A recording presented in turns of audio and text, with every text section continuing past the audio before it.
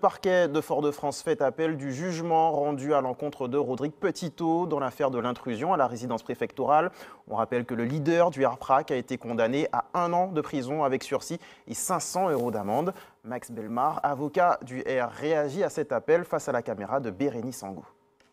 J'ai été informé que le parquet avait interjeté appel, donc nous avons décidé à notre tour de faire ce qu'on appelle un appel incident. Donc ils ont fait appel, il faut croire qu'ils ne sont pas satisfaits parce qu'il n'y a pas peut-être eu exactement ce qu'ils souhaitaient et que, contrairement à ce qui avait été demandé, M. Petitot n'a pas été maintenu en détention. Donc il y a matière à se poser la question où on était arrivé peut-être à une situation d'apaisement. Fallait-il faire appel? Mais ça leur appartient, c'est leur décision. Ils ont tiré ça de possibilités que leur offre la procédure pénale. Nous faisons de même. Et il va y avoir une nouvelle audience, mais M. Petitot, que j'ai eu au téléphone, n'a pas été particulièrement surpris. Peut-être parce que lui, il a toujours considéré que le concernant, il y a un acharnement et que du moment qu'on avait demandé la judiciarisation de son dossier, effectivement, la judiciarisation est en marche. En 2026, ils ont fait style de ne pas comprendre ce qu'on disait. Et puis, ils m'ont envoyé en détention. Donc, ce qui m'a valu 10 mois de bracelet, ce qui est déjà totalement injuste. Mais là, on a un juge, 3 juges carrément, le juge et ses assesseurs, qui ont compris qu'est-ce qui s'était passé au niveau de la dite intrusion à la résidence préfectorale et qui a estimé que ça ne méritait pas d'aller en détention pour ça ou d'avoir de la prison ferme et qui m'a condamné à 12 mois de sursis, ce qui fait que j'ai été mis en liberté directement. Et bien, même comme ça, le parquet il n'est pas content, il n'est pas d'accord. Et voilà, aujourd'hui, on a vu qu'ils ont fait appel. Parce que pour eux, ce qui est important, c'est que j'aille en détention et surtout que je reste en détention. Donc, ils ont fait appel. Voilà. Bon, moi, l'état d'esprit, c'est toujours la même chose. Hein. Tout ça, ça fait partie du combat. Hein. On savait qu'une fois qu'ils avaient balancé la machine, qu'ils ne se seraient pas arrêtés. On savait très bien qu'ils n'auraient pas accueilli cette décision de me voir en liberté avec plaisir.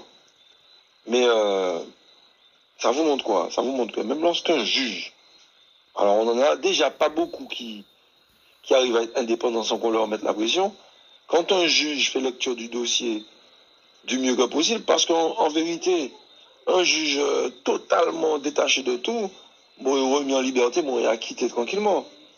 Mais celui-ci a trouvé une alternative, il m'a quand même mis du sursis, histoire de dire que, merci pour les cadeaux les amis, histoire de dire que je ne suis pas sorti sans que sanction m'ait été faite. Donc ce juge-là, il m'a mis du sursis, mais il ne m'a pas mis une peine ferme.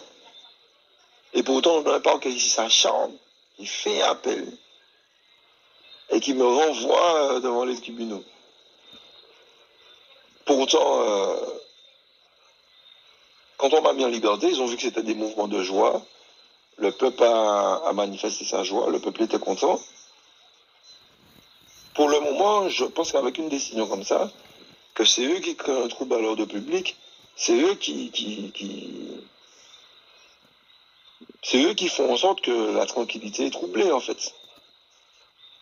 Bon, moi, personnellement, mes arguments sont les mêmes. Mes avocats sont toujours aussi motivés, toujours aussi déterminés. Et on va appuyer, on va rien lâcher. On va rien lâcher, moi, ça va exciter, moi. Ça va affaiblir, moi. Ça va exciter, moi. Pour qu'on puisse être comme on est là, pour autant, nous ne sommes pas dans une position ultra favorable, puisque j'estime qu'on est encore esclave. Une partie mentale et puis une autre esclave du ventre, puisqu'ils nous tiennent par le ventre, hein, en faisant que dans l'alimentaire, nous sommes en grande souffrance. Mais pour qu'on ait sur ce peu de liberté, ce simulacre de liberté, il y a des gens qui ont perdu la vie. Des gens qui ont perdu la vie, ils ont perdu leur famille, il y a des gens qui ont tout donné. Donc dans le combat qu'on est en train de mener là, quand on perd quelques jours, on va en détention. C'est embêtant parce que les militants ont à se mobiliser devant le palais de justice, C'est embêtant, mais Si on respecte le sacrifice que les anciens ont fait pour qu'on puisse avoir ce peu de liberté-là qu'on a, on ne doit pas se plaindre. Tout ça, ça fait partie du combat. Ça fait partie de leurs armes depuis toujours. C'est la répression, l'utilisation de la justice en la faisant devenir injuste contre ceux qui se lèvent pour le peuple. Ça a toujours été comme ça. Je ne suis pas le premier et malheureusement, il me semble que je ne serai pas le dernier. C'est comme ça.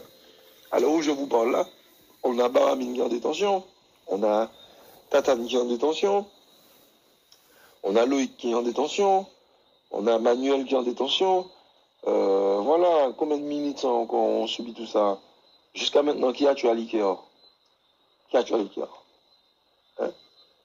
Ilmani, Marie-Louise sont morts. Quelqu'un a... On sait qui les a tués. Bon. On a Edwini en détention. Tous ceux qui se lèvent contre ce système-là, ils vont placer en prison. Hein, c'est comme ça. Je vous ai déjà dit, on a un problème, c'est que nous, on a toujours accepté. Et comme on a toujours accepté, ben aujourd'hui, ils ont du mal à nous entendre dire non. Quand on regarde Pinto qui aujourd'hui est Pinto Mahon, c'est la répression, c'est la judiciarisation, des décisions toujours et encore plus injustes. Je trouve ça vraiment terrible. Quand bien même on a un ministre qui dit qu'effectivement, nous disons vrai quand on dénonce les monopoles, quand on dénonce l'injustice, qu'est-ce qui se passe? On a une justice qui continue à être instrumentalisée et qui nous plonge dans des dossiers judiciaires comme ça, dans des trucs d'avocats. Mais c'est pour les cadres de les amis, dans des trucs d'avocats, dans des trucs où... Bon. Mais c'est fait exprès. C'est fait pour nous casser mentalement. C'est fait exprès.